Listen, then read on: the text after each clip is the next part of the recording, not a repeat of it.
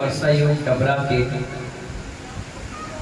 विगत 10 जुलाई से चल रहे भक्तामर स्तोत्र में हम सभी लोग आज 12वें नंबर का काव्य पढ़ रहे हैं। 12वें नंबर का काव्य वांछित रूप प्रदायक नाम का शीर्षक है। वांछित का मतलब समझते हैं क्या होता है? जो मन की इच्छा हो वैसा। कौन सा? हाँ, और विद्या में कहते हैं बहरूपणी विद्या। क्या कहते हैं? किसके पास थी बहरूपणी विद्या? तुम्हारे पास? किसके पास? रावण के पास थी। कौन सी विद्या थी? बहरूपणी विद्या। इसके बारे में बताएं। बताऊंगा, बाद में पढ़ाते, पहले इसके बारे में सुन लो तो अच्छा लगेगा इस विद्या को पढ़ने में। बहरूपणी विद्या या वांछित रूप प्रदायक नाम का काव्य या मंत्र सभी एक ही चीज है। जो इच्छा हो वैसा रूप धारण करना। बहरूपणी विद्या कई मंत्र तंत्र साधना तपस्या के बाद मिलती है। रावण के पास थी। एक बार क्या हुआ, रावण बहुत उदास थे, चिंता में डूबे हुए थे। तभी कुंभकर्ण उनके पास आया। कुंभकर्ण कौन था? रावण का भाई था। रावण को चिंतापूर्वक देखने के बाद उसने कहा कि रावण जी, भाई साहब, आप दुखी क्यों हैं? क्या दिक्कत है, क्या परेशानी है? उसने कहा, सीता मेरी नहीं हो पा रही, यही सबसे बड़ा दुख का कारण। उन्होंने कहा, तो बना लो अपनी। बोले, मेरा नियम है, जब तक तो वो अपने मन से नहीं चाहेगी मैं उसको अपना नहीं सकता। मैंने मुनिराज से नियम ले रखा। बहुत बड़ा तपस्वी था, बहुत गजब का मुनि भक्त था। ऐसा मुनि भक्त इस धरा पर कभी दूसरा पैदा नहीं हुआ। इतना गजब का भगवान का भक्त था। लेकिन गलतियां तो हर व्यक्ति से होती है, भगवान से गलतियां नहीं होती, इंसान से होती। अब हुआ क्या? कुंभकर्ण ने कहा, भैया आप इतने बड़े ज्ञानी हैं, इतनी सारी रिद्धि सिद्धि विद्या हैं, उसमें से एक विद्या आपके पास है, बहरूपणी। क्या नाम का? जैसा सामने वाला है वैसे रूप तुम बना लो और उसको क्या कर लो, डुप्लीकेट बना करके उसके सारे काम कर लो, उसको पता नहीं चले। आप एक काम कर सकते हो, बहरूपणी विद्या के रूप में आप राम बन जाओ और सीता तुम्हें देखेगी, अपना लेगी, बाद में अपने रूप में आ जाना, कहना देखो मैंने सीता को अपना लिया, आपकी चिंता दूर हो जाएगी। रावण बोला, अरे पगला, ये बात तो मैंने पहले भी सोचा, तो फिर करा क्यों नहीं? बोले, किया क्या हुआ मालूम है आपको? नहीं मालूम? पूछो, हे उपाध्याय श्री, पूछो। हाँ, फिर क्या हुआ? हाँ, बता रहे आपको। फिर क्या हुआ? रावण ने जब ये विचार आया था मन में कि मेरे पास बहरूपणी विद्या है, तो क्यों ना मैं राम का रूप धारण कर लूं। और डबरा वालों, आपको सुनकर बड़ा आश्चर्य होगा, रावण ने विद्या प्रयोग भी की और वो राम का रूप धारण कर लिया। जैसे ही राम का रूप धारण किया और सीता के सामने पहुंचा तो मन में उसके यही विचार आया, ये तो मेरी सीता, इसका भोग करके क्या करूंगा। और उसने क्या किया, वो बहरूपणी विद्या से फिर रावण बन गया और अपने आप में अफसोस हुआ कि बताओ, राम का चरित्र इतना पवित्र है कि राम का रूप धारण करने मात्र से मुझे ये उल्टे सीधे काम करने के लिए वो चरित्र अपने आप रोक दिया। ये बहरूपणी विद्या का प्रभाव होता है।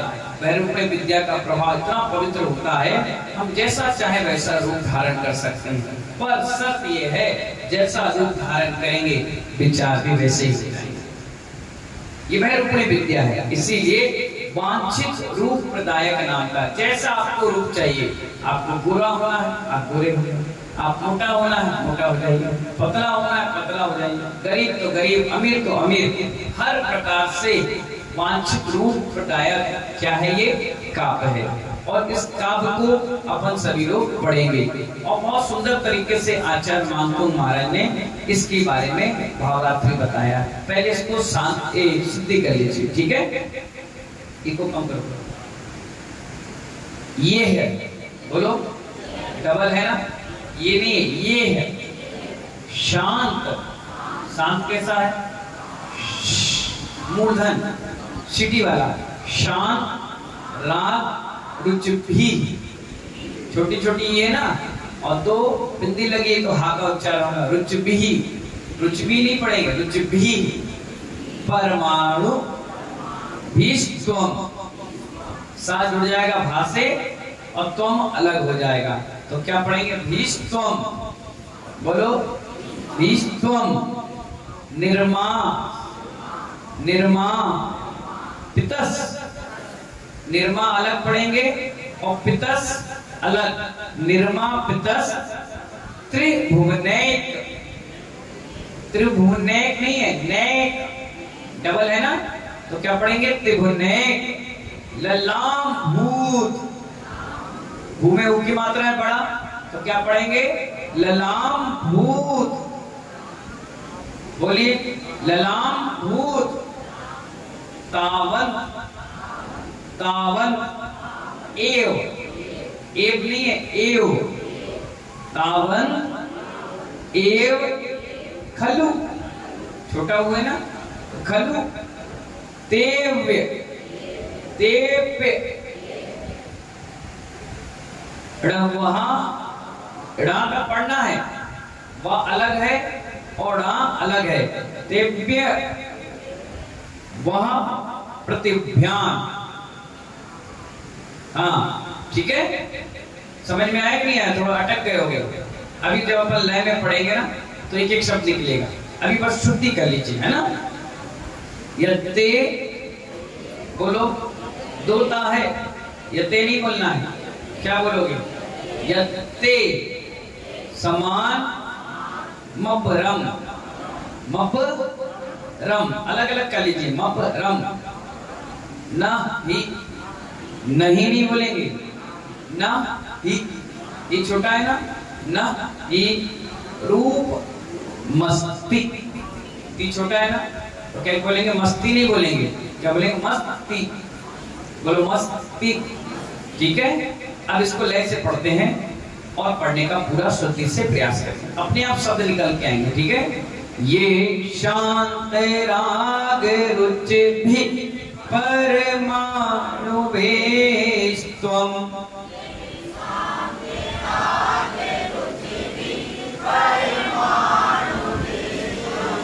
ये शांत राग रुचि भी परमाणु भेस्त्वम।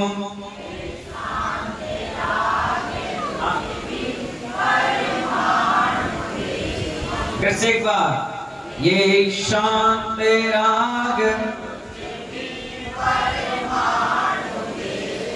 सेकंड लाइन, निर्मा पितस त्रिभुवनैक ललाम भूत।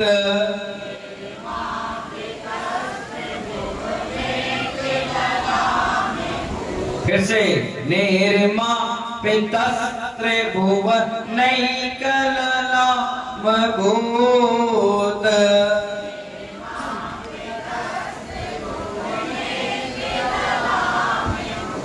तावन्त एव खलु ते पेणवः पृथिव्याम्।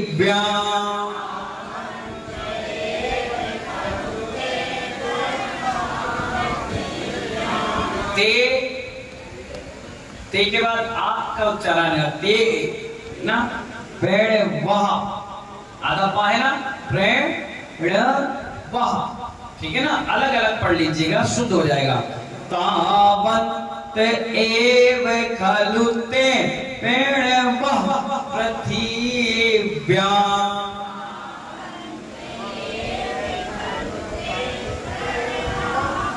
फिर से एक बार, तावन्त, जोर से, तावन्त एव खलु ते,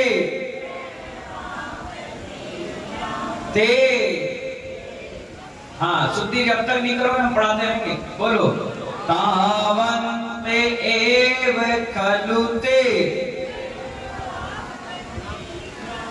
ठीक है। नीचे, यत्ते समानमपरम न हि रूपमस्ति,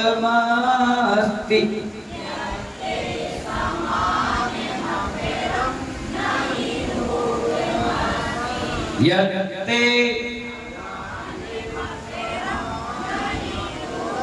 एक बार और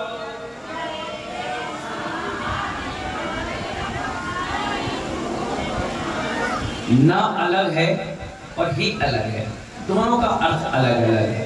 देखिए एक मिनट, न ही मस्ती, ठीक है ना, अलग अलग पढ़ना है, ही छोटा है ना, न ही मस्ती, ठीक है। चलिए अब मैं शुरुआत करूंगा और आपको इसको दोहराना है, ठीक है।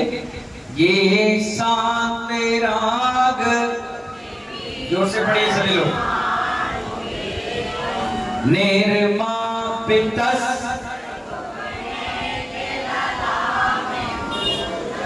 तावंत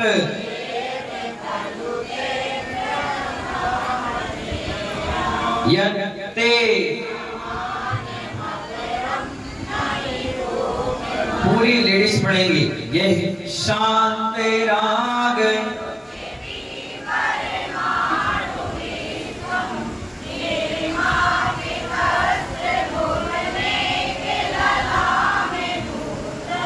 तावंत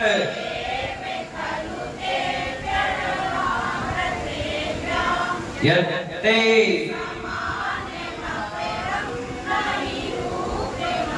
अब जितनी सांस है सब पढ़ेंगे, जितनी बहुएं नहीं बोलेंगे, चुपचाप मिलाएंगे। चलिए पढ़िए सभी सांसें। यह शांत, जोर से, निर्मा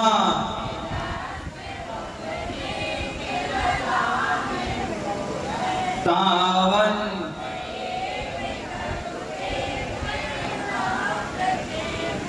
यत्ते,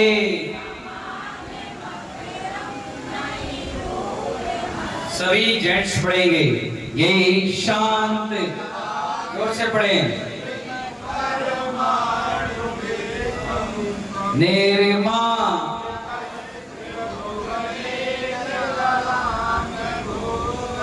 तावन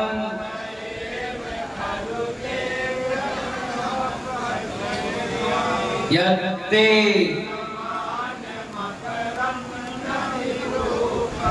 जितने अनमैरिड हैं सब पढ़ेंगे, ये शांत, जेंट्स जेंट्स पढ़िए पढ़िए, ये शांत राग निर्मा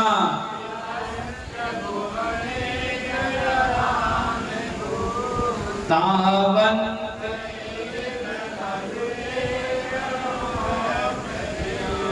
यत्ते, आप सब लोग एक साथ पढ़िए, ये शांत राग, जोर से पढ़िए, ये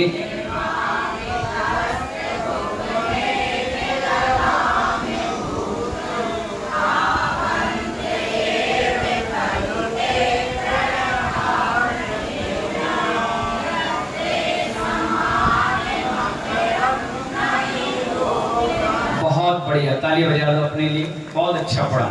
अब इधर सुनिए इसके भावार्थ को, क्या सुनना है, इसके भावार्थ तो सुनिए और समझिए, है ना। हे भगवान, हे भगवान कह दो, भगवान कह दो, एक ही बात है। हे भगवान कौन कह रहा है, मानतो आचार्य, किसके लिए, आदिनाथ भगवान के। हे भगवान, जितने भी संसार में बीत रागता के परमाणु थे वे सब आप में ही प्रयुक्त हो चुके हैं, हो गए हैं। इसलिए आप जैसा कोई रूप, दूसरा रूप मिलता नहीं। किसके रूप की प्रशंसा की गई है, भगवान की, आदिनाथ भगवान की, और कह दो तो सारे भगवान की। मिलता नहीं है, भुवन में अंतों मुकुट आप ही हैं, यानी सबसे सुंदर, सबसे अच्छी क्वालिटी की, अच्छी व्यवस्था के साथ कौन है, तीर्थंकर भगवान है। इसीलिए सबसे सर्वश्रेष्ठ परमाणु इस धरती में बीत रागता के थे, वो सारे के सारे कहाँ लग गए, आपकी आत्मा के गुणों में आ गए। इसलिए आपका रूप क्या हो गया, अति रूपवान शरीर है। इसीलिए इसमें कहा गया वांछित रूप प्रदायक।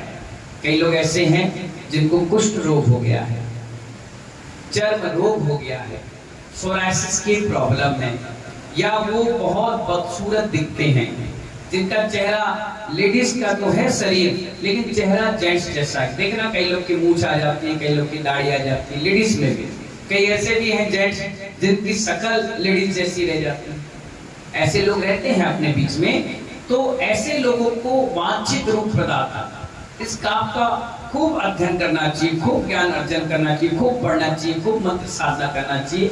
इससे जैसा उनको रूप चाहिए वैसा रूप उनको मिल जाता है। कई ऐसी भी महिलाएं जो बहुत काली, बहुत ही काली, पर उनमें भी सुंदरता नजर आती है। कई बार उनके दांत, नाक, कान, उनका भाग पुण्य बहुत प्रबल है। कई ऐसे बहुत सुंदर हैं लेकिन जब वो बोलती तो ऐसा लगता है उनके बगल में बैठने की इच्छा नहीं, बहुत फटेबाज की तरह चिल्लाएंगी, लड़ जाएंगी, क्लेश मच जाएगा, उनकी सुंदर रूप भी बेकार हो जाता है। तो ऐसा वांछित रूप प्रदाता के रूप में ये काव्य है। और हमारे यहाँ कहा भी एक सूत्र कहा गया है, आचार्य समंत भक्ति स्वामी महाराज ने कहा, भक्ते, हाँ जुड़ी बोलो, भक्ते सुंदर रूपम। जो भगवान की भक्ति करता है उसके सुंदर रूप मिलता है। जितने लोग यहाँ सुंदर दिख रहे हैं, शरीर से भी, गुण से भी, चेहरे से भी, हाव भाव से भी, वो कहीं ना कहीं किसी ना किसी भगवान की अलाद भक्ति करके आए हैं और आज भी वो भक्ति कर रहे हैं। इसलिए सुंदर से सुंदर विश्व सुंदर बन जाते हैं। क्या बन जाते हैं? कहीं ना कहीं उन्होंने भगवान की भक्ति करी, इसलिए सूत्र दिया गया, भक्ते सुंदर रूपम। हम लोग भी अगर सुंदर दिख रहे हैं या साधु या साध्वी सुंदर दिख रही हैं तो कहीं ना कहीं उन्होंने किसी ना किसी निर्गंत या भगवंत की क्या की होगी? भक्ति की होगी। भक्ति करने से क्या मिलता है? सुंदर रूप मिलता है। ठीक है ना? रूप के साथ गुण भी मिलते हैं। इसीलिए वांछित रूप प्रदायक नाम का ये काव्य खूब पढ़ना चाहिए। अच्छा जो सोचोगे वैसा रूप आपको मिल जाएगा। ठीक है ना? इसका भावार्थ समझ में आ गया ना? ठीक है। और इसका रिद्धि अर्घ समझ लीजिए। ओम ह्रीं अरम नमो वो ही बुद्धिडम रिद्धि सहित श्री आदिनाथ चिरेंद्राय अर्घम निरूपामिति। चलिए 79 नंबर का प्रश्न देखिए, उसमें यंत्र बना हुआ है, उसके नीचे रिद्धि मंत्र लिखा है। ओम ह्रीं अरम नमो बोहि बुद्धाड़म झोम झोम नमः स्वाहा। ऐसे ऋषि जो बोधि बुद्धि रिद्धि के धारी हैं उन्हें मेरा प्रणाम हो। अब आपके मन में प्रश्न आना चाहिए, बोधि बुद्धि क्या है?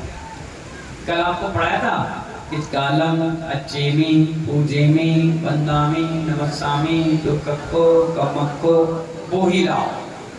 क्या? बोहिलाओ। सब प्राकृत में बोही कहते हैं और संस्कृत में उसको बुद्धि कहते हैं। बोधि, बोधि एक होती है बुद्धि और एक होती है बोधि।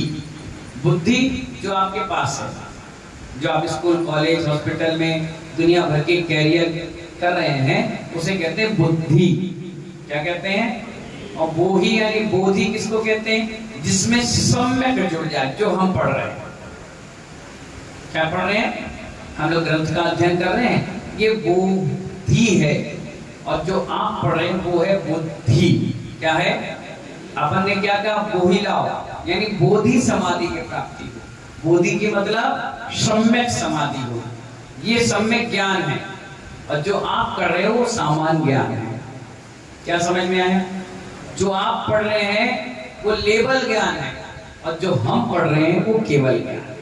समझ गया ना? बस यही समझना है। बोहि और बुद्धि दो चीज अलग अलग है। आगे मत तो इसको बुद्धि नहीं है, बुद्धि तो उसको है, बोहि नहीं है, बोधि नहीं है। बोधि आ जाएगी तो सम्यक आ जाएगा। सम्यक आते ही आपके घर में आपके माता पिता का सम्मान होगा, आपके चाचा ताऊ का सम्मान होगा, प्रॉपर्टी के लिए लड़ाइयाँ नहीं होंगी, झंझट नहीं होगा। ये सुबह कहना नहीं पड़ेगा कि मंदिर जाओ, ये नहीं कहना पड़ेगा कि बहु चौका लगाओ, ये नहीं कहना पड़ेगा कि दान दो, ये नहीं कहना पड़ेगा स्वाध्याय करो, ये नहीं कहना पड़ेगा कि चातुर्मास कराओ। ये बोही के विषय हैं। बोही यानी सम्यक, जो सम्यक दृष्टि होता है वो यत्र तत्र कैसे भी अपने धार्मिक अनुष्ठान को छोड़ता नहीं है। और आप लोग सबसे पहले क्या करते बताओ? क्या करते हो? सपोज करो आज सुबह सुबह 6 बजे आपने गेट खोला और आपका सगा भाई आ गया, भाभी आ गए, माँ पिता आ गए, चाचा ताऊ आ गए, या साली भौजाई कोई आ गई, तो क्या करोगे? सबसे पहले हृदय से बताओ। झूठ मत बोला, डबरा वाले झूठ बोले पाप लगेगा, कौवा नहीं काटता। ये पहले की बातें थी। बताओ क्या करोगे? सबसे पहले तुम मंदिर छोड़ोगे, सबसे पहले मंदिर छोड़ोगे। हाँ, परिवार बड़ा है तो एडजस्टमेंट कर लोगे, तुम चले जाओ हम चले जाएं, लेकिन सबसे पहले तुम मंदिर छोड़ोगे, सबसे पहले स्वाध्याय छोड़ोगे, सबसे पहले प्रवचन छोड़ोगे और सबसे पहले अभिषेक और पूजन छोड़ोगे। यानी आपका रिश्तेदार आना, आपका दान, आपका लाभ अंतराय का कारण बन गया। और रिश्तेदार को भी ध्यान रखना चाहिए, वो आए तो सबसे पहले कहना चाहिए, माता जी आप मंदिर जा रहे हैं, ठीक है आप भी मंदिर जाइए, मैं भी नहा के मंदिर जाता हूँ। तब तो तुम्हारा रिश्तेदार शुभ आश्रव का केंद्र बनेगा। और रिश्तेदार आया, पलंग पे लेट गया, तुम उसके लिए चाय बना रहे हो, तुम उसके लिए नाश्ता बना रहे हो, तुम उसके लिए खाना बना रहे हो, 3 दिन 4 दिन तुम्हारे अंतराय कर्म के साथ वो बंधा रहा। जब वो चला गया फिर तुम आई तो तुम्हारा ज्ञानावर्णी कर्म का उदय चल रहा था, इस कारण 3 दिन तुम्हें ज्ञान अर्जन नहीं हुआ। एक व्यक्ति ने मुझसे प्रश्न किया, महाराज जी विधान करना श्रेष्ठ है या चातुर्मास चल रहा हो तो ज्ञान अर्जन श्रेष्ठ है? मैंने कहा ज्ञान अर्जन श्रेष्ठ है। उसने कहा क्यों? विधान भगवान का हो रहा है। मैंने कहा 4 महीने के बाद भी विधान हो सकता है, लेकिन मुनिराज अगर चले गए तो कौन तुम्हें विधान और पूजा कराएगा? ज्ञान अर्जन और गुरुमुख से जीवन का सबसे बड़ा अनुभव होता है, और यही काम अंत समय में काम आएगा। अंत समय तुम 80, 90, 85, 75 साल के हो जाओगे और अंत समय में लेटे होगे तो ये पढ़ाया हुआ भक्तामर का अनुभव ज्ञान तुम्हें भगवान बनाएगा। विधान नहीं बना पाएगा, विधान पुण्य बढ़ा सकता है, ज्ञान नहीं बढ़ा सकता। वो नकल टिप्पो के काम है, पंडितों ने लिख दिया और तुमने पढ़ लिया। ये अपनी भाषा है, अपन पढ़ रहे हैं, अपनी भाषा निकलेगी और शैली बनेगी और ज्ञान चलेगा। मुझे बहुत खुशी है कि कल एक लड़का मेरे पास आया था शाम के और कह रहा था, महाराज जी आपने भक्ता पर क्या पढ़ाया, आफत हो गई। मैंने आफत क्यों हो गई? बोली मम्मी रोटी बनाती है तो पुस्तक रख लेती हो, गाते रहती है कि कल मुझे महाराज को सुनाना। मैंने कहा तो आफत कहां से अच्छी हुई? पर इसलिए तो पूछने आए हो आपने कौन सा मंत्र पढ़ दिया कि वो दिन भर पुस्तक लेके नहीं, प्रणित बोलना है। अच्छा नाश्ता नहीं बना रही, खाना नहीं बना रही, भक्तामृत पढ़ रही है। मैंने कहा बेटा जब से भक्तामृत पढ़ रही है तुम्हारे घर से दवाइयां उठ करके चली गई, वातावरण शुद्ध बन गया, नेगेटिव ऊर्जा चली गई और पॉजिटिव ऊर्जा आ गई है। बोले हाँ मम्मी शांत शांत रहने लगी है, लड़ाई नहीं कर रही है, डांट नहीं रही है, कुछ बोल नहीं रही है, समय का सदुपयोग नहीं तो दिन भर फोटो ही फोटो खींचते रहती थी और दिन भर सेल्फी और दिन भर फेसबुक और व्हाट्सएप और चैट में लगती थी। अब कोई चैट आता भी है तो 100 200 हो जाती है, डिलीट भी नहीं कर पाती, दिन भर भक्तामृत पढ़ती है। सोचिए इससे शुभ आश्रव हो गया। क्या हो गया? हम तो ये जानते हैं कि एक व्यक्ति ने भी शुद्ध पढ़ना चालू कर दिया, हमारा वर्षा योग संपन्न हो गया, आनंद आ गया। हमें बहुत खुशी होती है कि हमारे वर्षा योग में जैन के साथ साथ अजैन व्यक्ति भी आता है। कभी कोई ठाकुर आ रहा, कभी यादव आ रहे, कभी परिहार आ रहा, कभी जाटव आ रहा, कभी मारवाड़ी आ रहे, कोई महेश्वरी आ रहे, कोई अग्रवाल आ रहा, कोई श्वेतांबर आ रहा। हमें बड़ी खुशी है कि एक व्यक्ति भी जाग गया वर्षा योग से, तो हमारा वर्षा योग सार्थक। तो अपन क्या पढ़ रहे थे? इस मंत्र को बोहि और बुद्धि, समझ में आ गया? बोहि बुद्धि रिद्धि के धारक ऐसे मुनिवर को अपना क्या कर रहे हैं? प्रणाम कर रहे हैं। ठीक है, आगे पढ़ेंगे सिद्धि मंत्र। ओम आम आम अम अहा सर्व राजा प्रजा मोहिनी सर्व जन वश्यम कुरु कुरु स्वाहा। ओम नमो भगवते अतुल बल पराक्रमाय आदिश्वर यक्षाधि ठाय राम ह्रीं नमः ओम ह्रीं श्रीं क्लीं जिन्धम चिंताय झों क्रों रम ह्रीं नमः। मंत्र छोटे छोटे मंत्रों को जोड़कर बनाया जाता है, इसलिए इसमें 3 प्रकार के मंत्र दिए हैं। जो आपको सरल लगे, सहज लगे, उस मंत्र को पढ़ सकते हैं। नीचे विधि समझिए। विधि क्या है? स्नान करके लाल रंग के वस्त्र पहनकर, आकर्षण का केंद्र होता है लाल रंग की माला 42 दिन तक प्रतिदिन 1000 बार विधि तथा मंत्र की आराधना करते हुए दशांग धूप, कौन सी धूप? दशांग धूप देना चाहिए। इससे क्या होता है? दशांग धूप जानते तो क्या होता है? 10 प्रकार की धूप नहीं होती, 10 प्रकार का सामान होता है औषधि वाला। गूगल, नारियल, लौंग, कपूर, छरीला, नागर मेथा, इस प्रकार से मेरे पास लिखी है। अगर ये दशांग धूप बाजार से ले आओ और लाकर उसको पहले सुखाओ, सूख गई, सूखने के बाद कूटो, मात्रा है इसकी उतनी मात्रा डाली जाती है, मिला ली जाती है। अब ये 1 हफ्ता 10 दिन तक आपकी रहेगी, थोड़ी सी बना ली। और जिस घर में लोग कहते हैं ना सीड़न हो रही है, कई मकान में हम जाते हैं आहार करने, तो जिस कमरे में आहार करते हो तो कमरा बढ़िया, लेकिन जिस कमरे में आप सोते हैं, बैठते उठते हैं, या डाइनिंग टेबल लगी है, या आपके बेडरूम है, आपके कमरे हैं, उस कमरे में कभी वहां से निकलो तो एक अलग सी स्मेल आती है। आपको नहीं आएगी क्योंकि आप उसमें दिन भर रहते हैं, आपको बदबू नहीं लगेगी, लेकिन जो नया व्यक्ति आएगा उसको एकदम अजीब सी बदबू आएगी। तो आप इसके लिए क्या करते हो? इत्र डालते हो? नहीं, सीड़न है, बदबू है, तो ऐसे घरों में सुबह और शाम 2 टाइम थोड़ी सी धूप छेपण करके घर में फैला देना चाहिए। इससे सुबह 7-8 बजे आप फैला दोगे, या शाम के 5 और 6 बजे फैला दोगे थोड़ी धूप, और उसके बाद बची हुई छत पे रख दिए, तो उस घर में सीड़न नहीं होती, दीमक नहीं पड़ती। छोटे छोटे कीड़े होते हैं ठंडे वाले, वो कीड़े खटमल जैसे पैदा नहीं होते, उस धूप के प्रभाव से वो उतने स्थान पर नहीं आते। आप देखिए कोरोना काल में यही धूप को घरों में छेपण किया गया, जिससे सांस के द्वारा जो कोरोना फैल रहा था उस पर निरंतर क्या हो गया? नियंत्रण कर दिया गया।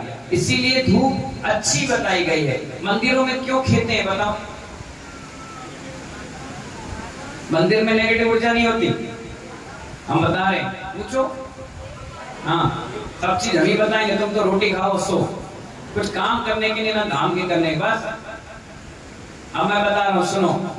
धूप छेपण करने, जैसे कितने लोग यहाँ बैठे हैं, देखिए कम से कम 500 लोग होंगे। अब 500 लोगों की सांसें छूट रही है,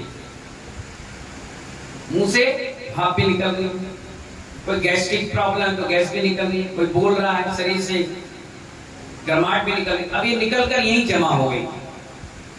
अब आपने सांस ली तो वो जो नेगेटिव, पॉजिटिव, गंदी, सूतक, पातक, किस प्रकार का व्यक्ति, उसकी भी सांस आई, तो आपके अंदर वर्णाएं जो हैं वो पॉजिटिव की जगह नेगेटिव आ गई। अब इसके तोड़ के लिए आचार्यों ने कहा कि धूप छेपण कर दो। तो धूप का जो वातावरण है, कपूर है, लौंग है, इलायची है, और छरीला है, नागर मेथा है, और देवदारू है, और अपने ये चिटक है, ये जब डलती है उसमें तो उसकी सुगंधता से ये वायुमंडल जो प्रदूषित हो गया है वो दूषित से विशुद्ध हो जाता है। अब जब आप लोगे तो आपके अंदर पॉजिटिव थिंकिंग लगेगी, अच्छा लगेगा, बढ़िया लग रहा है, बड़ी अच्छा लग रहा है। इसलिए मंदिरों की दीवारों से भी खुशबू आती है जहां धूप छेपण होता है। दीपक क्यों जलाया जाता है? 16 प्रकार की वायुमंडल में बीमारियां पैदा होती हैं। आप देखिए, आपके यहाँ वेदी प्रतिष्ठा हुई चंदापुर मंदिर में, वेदी प्रतिष्ठा हुई आपके पार्श्वनाथ मंदिर में। जिस दिन भगवान विराजमान हो रहे थे उसके एक दिन पहले पंडित जी आए, वेदी में कपड़ा बांधकर एक दीपक जलाकर चले गए। आपने क्या सोचा ये कोई क्रिया होगी? क्रिया नहीं है वो। वेदी में पानी था, गीली थी, सीढ़न थी, सफाई करी, ठंडक में अगर भगवान को विराजमान कर देंगे तो साल 6 महीने में वहां भी पानी से काई और काई से वहां जीव जन्म ले लेंगे। इसीलिए दीपक जलाकर कपड़े से बांध दिया गया कि 24 घंटे उस गर्माहट से जब तक भगवान विराजमान होंगे तब तक कोई जीव ना पड़े, इसलिए वो दीपक जलाया गया। और आप क्या करते हैं? दीपक नहीं जलाना चाहिए। ये धूप है, लोग कुएं का पानी लेते हैं। शास्त्र में उल्लेख है, कुएं का पानी का मतलब ही ये हुआ जिसमें धूप पड़ रही हो वो पानी प्राशुद्ध होता है। क्या कहा? सुनो, ध्यान से सुनो। कुएं का पानी जो पीता है उसका नियम है कि धूप पड़ना चाहिए उस कुएं के पानी में। और आजकल आप लोग क्या करते हो? 18 इंच 20 इंच 22 इंच की बोरिंग बनाए, उसमें पानी डाले, बिछानी डाले। ये लीपा पोती है, आगम विधि नहीं है। पानी अगर निकाल रहे हो तो उस कुएं में सूरज की रोशनी आना चाहिए। जितनी जगह रोशनी रहेगी उतनी जगह प्राशुद्ध जल रहता है। इसीलिए जब छानकर पानी पीते हैं तो साधु बीमार नहीं होता है। और आजकल के कुएं के पानी में इतने जीव हो जाते हैं, इतने जीव हो जाते हैं कि जो पी जाए प्राशुद्ध करने के बाद भी बीमार बना रहता है। इसलिए सही विधि क्या है? जिसमें सूरज की रोशनी आ रही है वो पानी क्या है? प्राशुद्ध है। वो पानी पीने से साधु बीमार नहीं होता। नहीं तो आजकल जितने साधु हैं, कितना सात्विक भोजन करते हैं, कितना पवित्र भोजन करते हैं, कितनी शुद्धि से करते हैं, फिर भी उनके साथ 2 4 5 पुड़ियां दवाई की चलती चलती, जितनी रोटी नहीं चलती उससे ज्यादा राजू भाई दवाइयां चलती। इसीलिए बड़े सावधानी पूर्वक ये जल आहार इसकी विधि बताई। मैं आपको बता रहा था, क्या बात बता रहा था मैं? दीपक यानी वायुमंडल में भी 16 प्रकार के जीव ठंडक की वजह से, सांसों की वजह से वायुमंडल में फैलते हैं। और दीपक अखंड जो जलते रहती है तो उस क्षेत्र में गर्माहट के कारण वो जीवों की उत्पत्ति नहीं होती है, अंदर ही नहीं आते, घुसते ही नहीं है। तो इसीलिए उस वायुमंडल में क्या होता है? प्रभाव, दीपक के प्रभाव से वहां पर कोई जीव जंतु नहीं पैदा होते। इसलिए मंदिर में दीपक, धूप, घंटा बजाए जाते हैं। घंटे से भी बड़ा पवित्र वातावरण बनता है। लोग सुबह सुबह उठ जाते हैं, मंदिर जाना, भाव निर्मल हो जाते हैं। इसलिए सब चीजें मंदिर में होना अनिवार्य है। आप देखिए, हिंदू सनातन धर्म में घंटे बजते हैं, आरतियां होती हैं, और उनकी आरती ऐसी होती है कि पूरे मोहल्ले में पता चल जाती है। और तुम्हारी आरती ऐसी होती है कि बगल वालों को नहीं पता चलता।